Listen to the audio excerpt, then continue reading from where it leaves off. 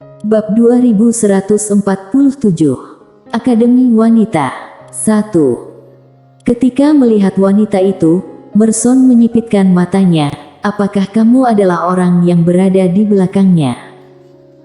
Wanita itu melirik Mileye yang terlempar ke jurang ruang waktu di kejauhan, dan berkata sambil tersenyum, aku adalah kakaknya. Kakak. Merson menatap wanita itu dan berkata sambil tersenyum, kamu ingin menyelamatkannya. Wanita itu tersenyum simpul, ketua klan Yang, maaf jika aku mengatakan dengan spontan, kamu agak bodoh. Ketika mendengar ini, wajah Merson menjadi suram seketika. Dia langsung meninjunya. Bom! Wanita di kejauhan langsung terlempar ke jurang ruang waktu. Namun wanita di jurang ruang waktu tampak baik-baik saja. Ketika melihat adegan ini, wajah Merson mereka langsung berubah.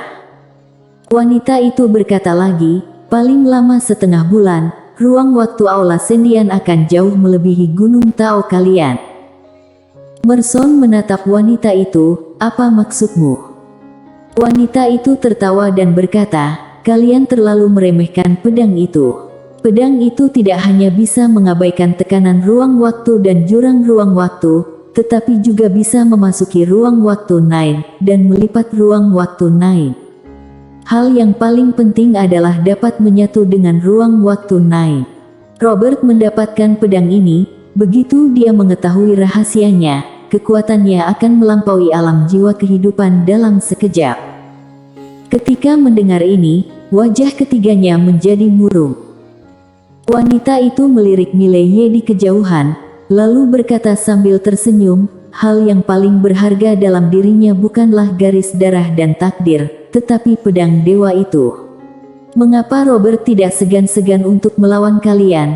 Dia juga ingin merebut pedang dewa itu. Karena pedang dewa itu dapat membuatnya menyatu dengan ruang waktu Nine, memungkinkan dia untuk mencapai ketinggian terbaru. Ekspresi Merson mereka bertiga agak jelek. Wanita itu melanjutkan, walaupun kalian bertiga mendapatkan garis darah dan takdir bocah ini, memangnya kenapa?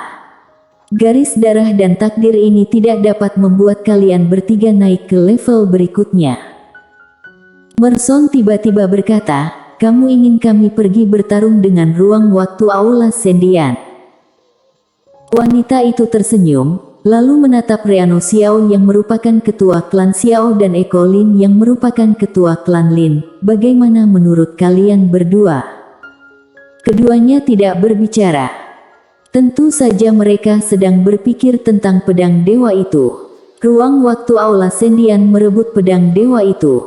Ini sudah menjelaskan semuanya. Namun, Mileye yang berada di depannya juga merupakan ancaman mereka. Setelah mengatakan demikian, dia dan Eko menghilang di tempat. Setelah terdiam lama, Merson juga menyusul mereka. Di sisi lain langit berbintang, seorang wanita berdiri di depan Mileye. Pada saat ini, kekuatan garis darah di dalam tubuh Mileye telah ditekan olehnya, tetapi Mileye tetap belum bangun. Pada saat ini, pupil mata darah muncul di depan wanita itu. Dia memandang wanita itu, kamu siapa? Wanita itu tersenyum dan berkata, aku adalah kakaknya.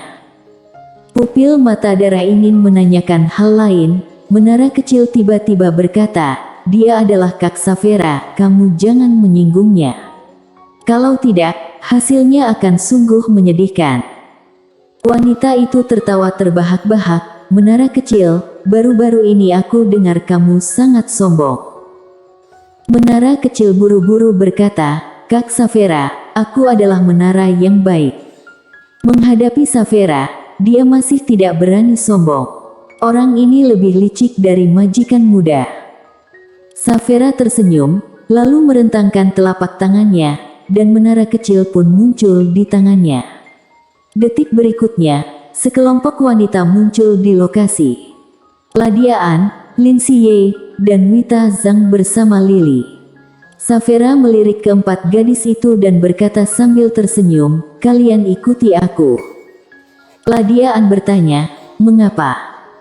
Safera berkata sambil tersenyum, kalian mengikutinya, hampir menjadi vas bunga. Berlatih keras di menara tidak akan memiliki masa depan apapun, dan tidak peduli bagaimana kamu berlatih, kalian tidak akan mengejar langkahnya. Terus mengikuti dia seperti ini, kalian akan ketinggalan jauh. Para wanita terdiam. Safera berkata, aku akan bawa kalian pergi suatu tempat, lalu biarkan Destiny membantu kalian membukanya. Membuka. Para wanita merasa sedikit bingung. Pada saat ini, menara kecil berkata dengan suara yang serius, Kak Safera, apakah kamu pernah pergi ke Bima Sakti? Safera tersenyum dan berkata, pernah jalan-jalan di sana. Di sana sangat menarik. Menara kecil berkata dengan lembut, pantesan. Ladiaan tiba-tiba bertanya, kemana kita akan pergi? Safera mu tersenyum dan berkata, kerajaan Shinto. Ladiaan sedikit mengernyit, kerajaan Shinto. Safera menganggukkan kepala, sebuah tempat yang jauh, aku mendirikan sebuah akademi wanita di sana. Bersambung.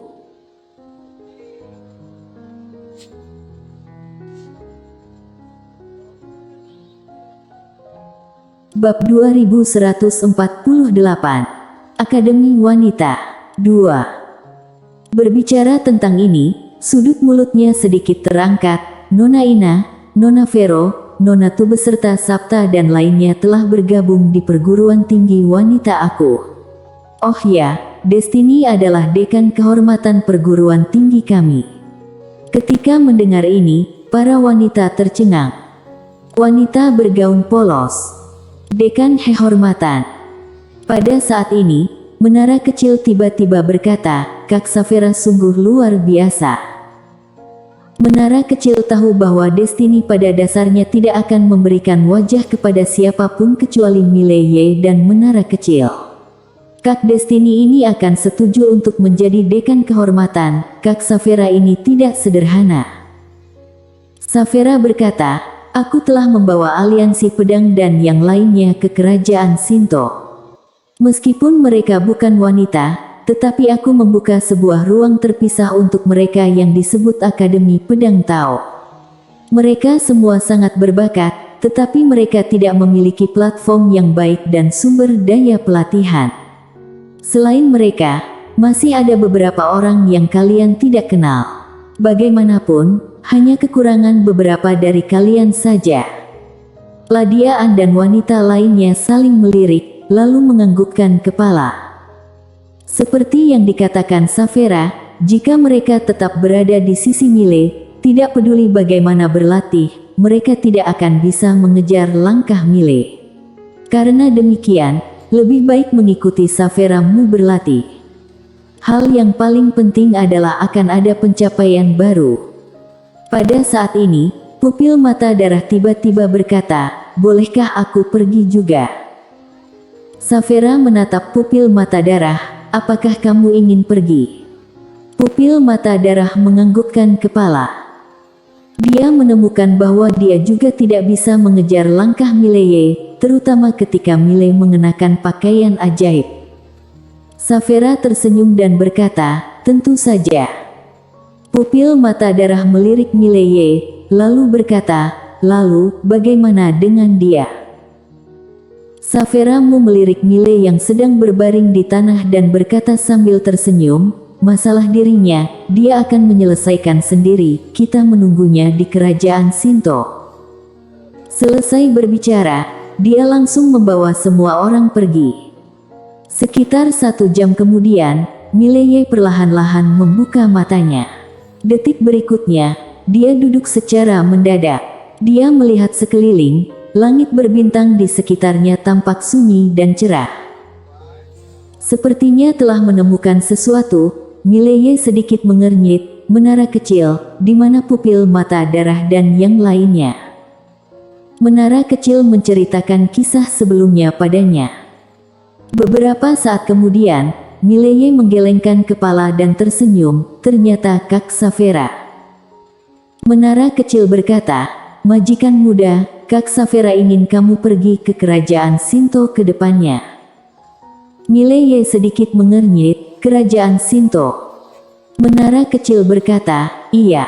Dia membawa pupil mata darah mereka pergi ke kerajaan Shinto. Mileye bertanya, apakah kamu tahu kerajaan Shinto berada di mana? Menara kecil berkata, tidak tahu. Wajah Mileye tampak murung, apakah kamu tidak tanya? Menara kecil berkata, majikan muda, aku hanyalah sebuah menara. Mileye hampir pingsan. Sialan, kamu hanya tahu kamu adalah sebuah menara. Tidak basa-basi dengan menara kecil lagi, Mileye mulai menyembuhkan lukanya. Sekitar 1 jam kemudian, semua lukanya telah pulih. Dia tidak segera pergi ke kerajaan Shinto, karena pedang biru gaib masih berada di tangan ruang waktu Aula Sendian. Dia dapat merasakan pedang biru gaib, tetapi dia tidak memanggil pedang biru gaib, karena sekalipun dia memanggilnya, Robert juga mampu menghentikannya. Sesaat kemudian, Mileye diam-diam pergi ke ruang waktu Aula Sendian. Pada saat ini, seluruh ruang waktu Aula Sendian telah mengumpulkan kekuatan yang tak terhitung jumlahnya. Semua adalah Master Gunung Tao, yang pemimpin oleh Merson mereka bertiga. Menghadapi Merson, Robert tersenyum dan berkata, ruang waktu Aula Sendian kami tidak memiliki keluhan atau permusuhan dengan Gunung Tao kalian. Apa maksud kalian pada hari ini? Merson berkata dengan suara rendah, tidak ada keluhan dan tidak ada permusuhan. Robert, apakah kamu tidak tahu malu? Kamu membunuh master klan yang apakah ini disebut tidak ada keluhan dan tidak ada permusuhan? Robert tersenyum dan berkata, master klan yang kamu yang bertindak duluan. Merson ingin mengatakan sesuatu, tetapi Reano tiba-tiba berkata, tidak perlu basa-basi lagi. Robert, serahkan pedang dewa itu, kami akan segera pergi. Jika tidak, Robert tersenyum dan berkata, jika tidak kenapa? Jika tidak, kalian akan menghancurkan ruang waktu Aula Sendian. Ketika mendengar ini, ekspresi Merson dan yang lainnya tampak murung. Eko Lin transmisi suara energi misteri, dia tidak takut. Robert tiba-tiba tertawa, pedang itu milik ruang waktu Aula Sendian sekarang, dan tidak ada hubungannya dengan kalian bertiga. Reano Xiao menatap Robert. Karena demikian, maka tidak perlu bahas lagi. Ayo gunakan tinju untuk berbicara.